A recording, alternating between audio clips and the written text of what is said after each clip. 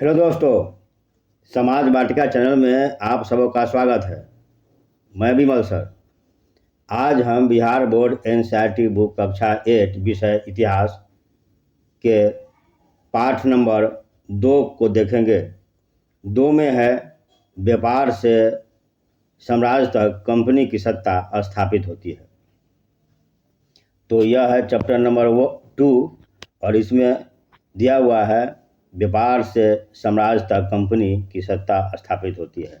यानी इस चैप्टर में हम लोग देखेंगे कि ब्रिटिश ईस्ट इंडिया कंपनी किस प्रकार भारत में व्यापार करने आती है और धीरे धीरे करते हुए वह भारत का सम्राट बन जाता है।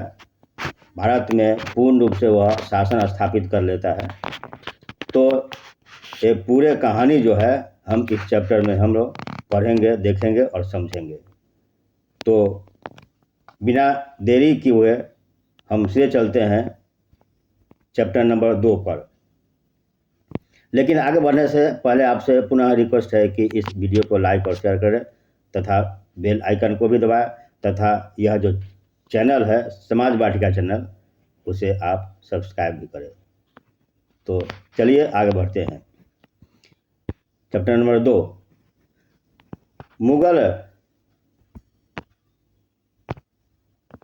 मुगल बादशाहों में औरंगजेब आखिरी शक्तिशाली बादशाह थे। उन्होंने वर्तमान भारत के एक बहुत बड़े हिस्से पर नियंत्रण स्थापित कर लिया था।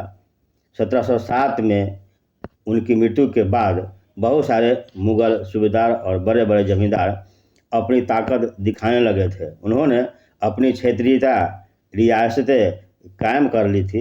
जैसे जैसे विभिन्न भागों में ताकतवर क्षेत्रीय रियासतें सामने आने लगी, दिल्ली अधिक दिनों तक प्रभाव केंद्र के रूप में नहीं रह सकी। आगे 18वीं शताब्दी के उत्तरार्ध तक राजनीतिक क्षितिज पर अंग्रेजों के रूप में एक नई ताकत उभरने लगी थी। कि आप जानते हैं कि अंग्रेज पहल एक छोटी सी व्यापारी कंपनी के रूप में भारत में आए थे और यहाँ के इलाकों पर कब्जे में उनकी ज़्यादा दिलचस्पी नहीं थी। यानी जब भारत में व्यापार करने के लिए कंपनी आई थी तो उनका मुख्य उद्देश्य था भारत के साथ व्यापार करना और अधिक से अधिक मुनाफा कमाना।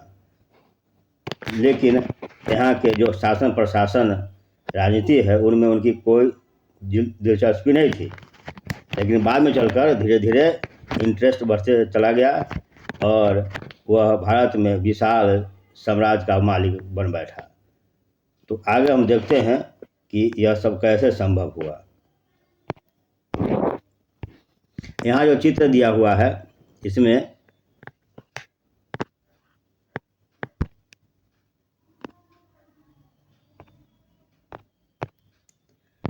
चित्र नंबर 1 में कैप्टन हडसन द्वारा बहादुर शाह जफर और उनके बेटों की गिरफ्तारी। यह कैप्टन हडसन है और इधर जो है यह लाठी लिए हुए या डंडा लिए हुए जो खड़ा है वह बहादुर शाह जफर है।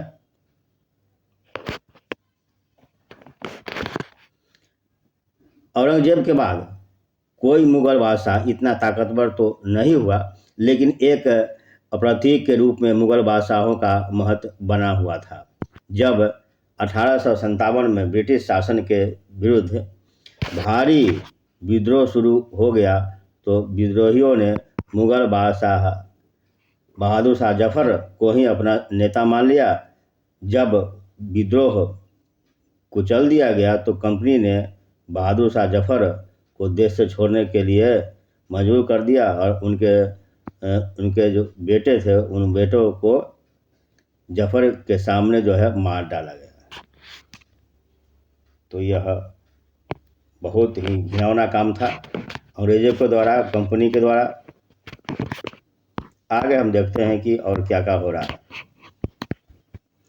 पूर्व में ईस्ट इंडिया कंपनी का आना। तो अब अंग्रेज़ों की कहानी शुरू होती है, ईस्ट इंडिया की कहानी शुरू होती है कब? यानी 1600 में। 1600 में ईस्ट इंडिया कंपनी ने इंग्लैंड की महारानी एलिजाबेथ प्रथम से चार्टर अर्थात इजाज़तनामा हासिल कर लिया, जिससे कंपनी को पूरब से व्यापार करने का एक अधिकार मिल गया। इस इजाज़तनामे का यह मतलब था कि इंग्लैंड की कोई और व्यापारी कंपनी इस इलाके में ईस्ट इंडिया कंपनी से होड़ नहीं कर सकते थे। इस चार्टर के सहारे समुद्र पार जाकर नए इलाकों को खंगाल सकती थी। वहाँ से सस्ती कीमत पर चीज़ें खरीदकर उन्हें यूरोप में ऊंची कीमत पर बेच सकती थी। कंपनी को दूसरे अंग्रेज व्यापारी कंपनियों से प्रतिस्पर्धा का कोई भय नहीं था। उस जमाने में वाणिज्यिक कंपनियां मोटे तौर पर प्रतिस्पर्धा से बचकर ही मुनाफा कमा सकती थी। अगर कोई प्रतिस्पर्धी न हो तो वे सस्ती चीज़ें खरीदकर उन्हें ज़्यादा कीमत पर बेच सकती है। इसमें दिया हुआ है, यानी एक चित्र दिया हुआ है यह। तो उस समय यानी 1600 में भारत आने के लिए आज के समय के जैसा कोई हवाई जहाज़ या कोई जल्दी से आने वाला कोई विकल्प नहीं था।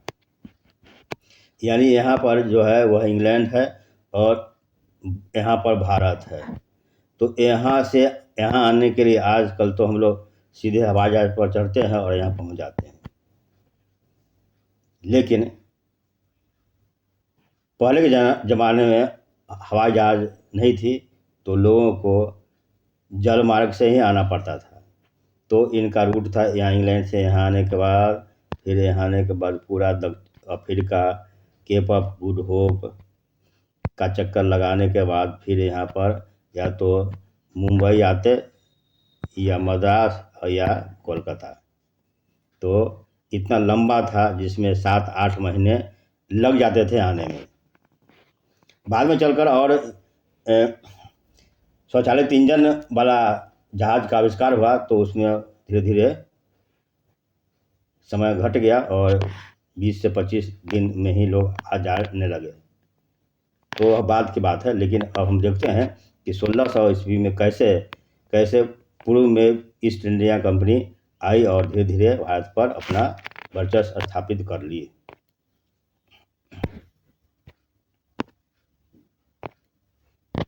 सन 1600 तो इसको हम देख चुके हैं। आगे हमको देखना है यहाँ वाणिज्यिक मतलब क्या हुआ, वाणिज्यिक का क्या मतलब होता है, इसको देखना है।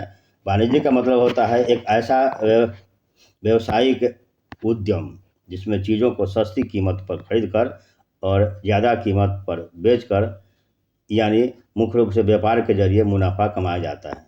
तो यही है वाणिज्यिक जो कंपनियां हैं, यानी मुनाफा कमाने वाली कंपनियां हैं। तो उसी के बारे में दिया हुआ। और ईस्ट इंडिया कंपनी वाणिज्यिक कंपनी ही थी, यानी मुनाफा पैसा कमाना उनका उद्देश्य था।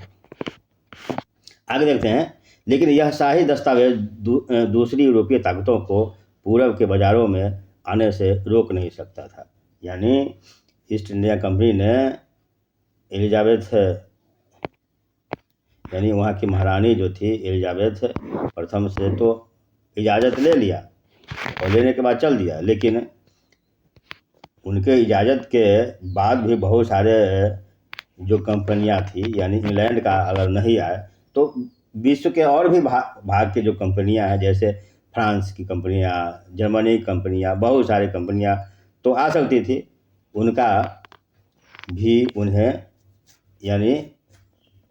उनका भी प्रतिस्पर्धा उनको करना, यानी बाद में चलकर करना पड़ा। तो इसी के बारे में हम देखेंगे। लेकिन क्या है कि केवल इंग्लैंड से इजाज़त लेना ही काफ़ी नहीं हो गया क्या हो, लेकिन यह शाही दस्तावेज, इजाज़तनामा या दस्तावेज दूसरे यूरोपीय ताकतों को पूरब के बाज़ारों में आने से रोक नहीं सकता था। जब तक इंग्लैंड के जहाज़ अफ्रीका के पश्चिमी तट को छूते हुए केप ऑफ गुड होप का चक्कर लगाकर हिंद महासागर पार करते हुए, तब तक पुर्तगालियों ने भारत के पश्चिमी तट पर अपना उपस्थिति दर्ज करा दी। यानी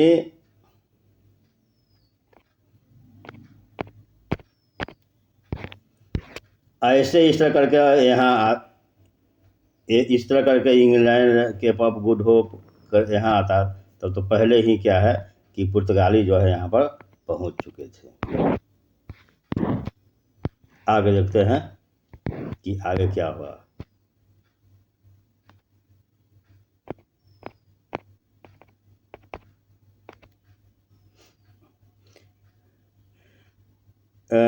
पुर्तगाली जो है वह पश्चिमी तट पर अपनी उपस्थिति दर्ज करा दी।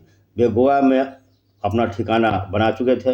पुर्तगाल के खोजी यात्री वास्को द गामा ने 1498 में पहली बार भारत तक पहुंचने के इस समुद्री मार्ग का पता लगाया था। 17वीं शताब्दी की शुरुआत तक डच भी हिंद महासागर में व्यापार की संभावनाएं तलाशने लगे और कुछ समय बाद फ्रांसीसी व्यापारी भी सामने आ गए।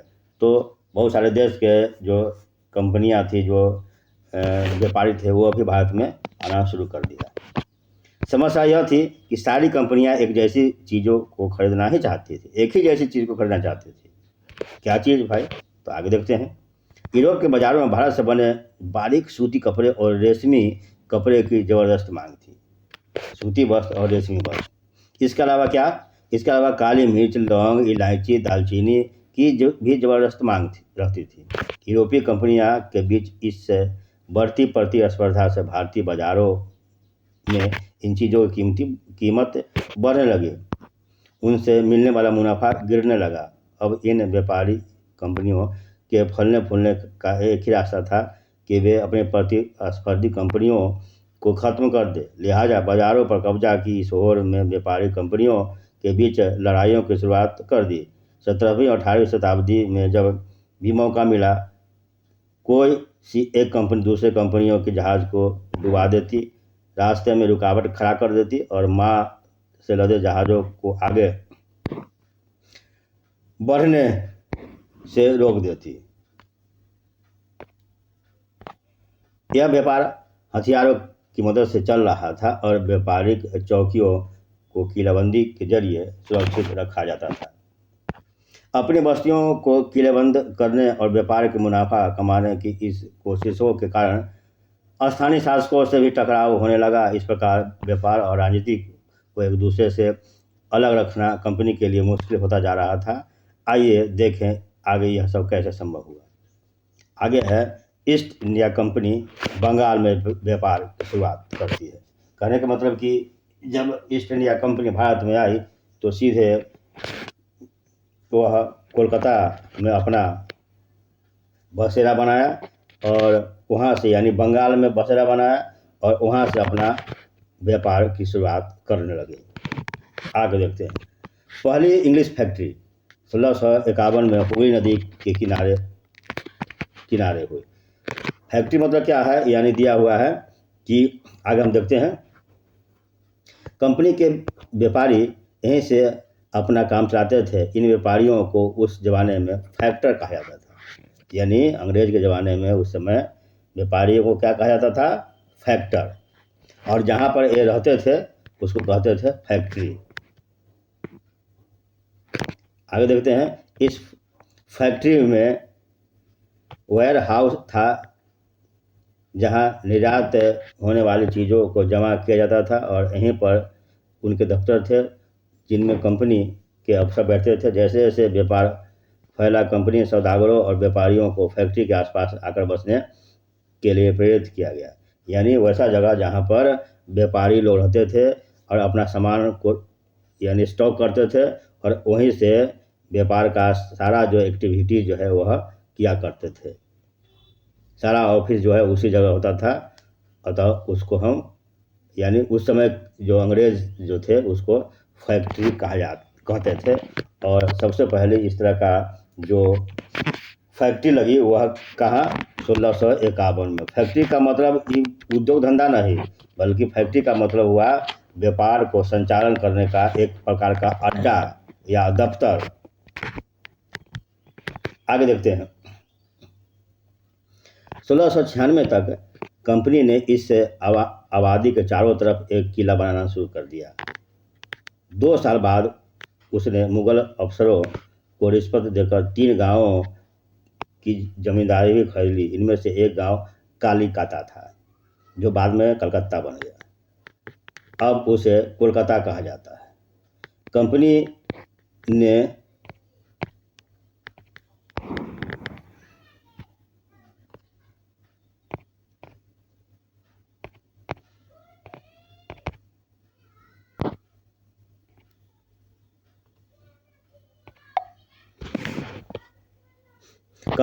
मुगल सम्राट औरंगजेब को इस बात के लिए भी तैयार कर लिया कि वह कंपनी को बिना शुल्क चुकाए व्यापार करने का फरमान जारी कर दे। फरमान का मतलब हुआ कि शाही आदेश। कंपनी ज़्यादा से ज़्यादा रियासतें हासिल करने और पहले से यानी मौजूद अधिकतर को ज़्यादा से ज़्यादा फायदा उठाने में लगी थी। उदाहरण के लिए औरंगजेब के फरमान से केवल कंपनी को ही शुल्क मुक्त व्यापार का अधिकार मिला था, लेकिन क्या हुआ, बाद में कंपनी के जो अफसर जो निजी तौर पर व्यापार चलाते थे उनको छूट नहीं थी, लेकिन उन्होंने भी शुल्क चुकाने से इनकार कर दिया। इससे बंगाल में राजस्व वसूली बहुत कम हो गई। ऐसे में भला बंगाल के नवाब मुर्शिद कुली खां विरोध क्यों नहीं करते।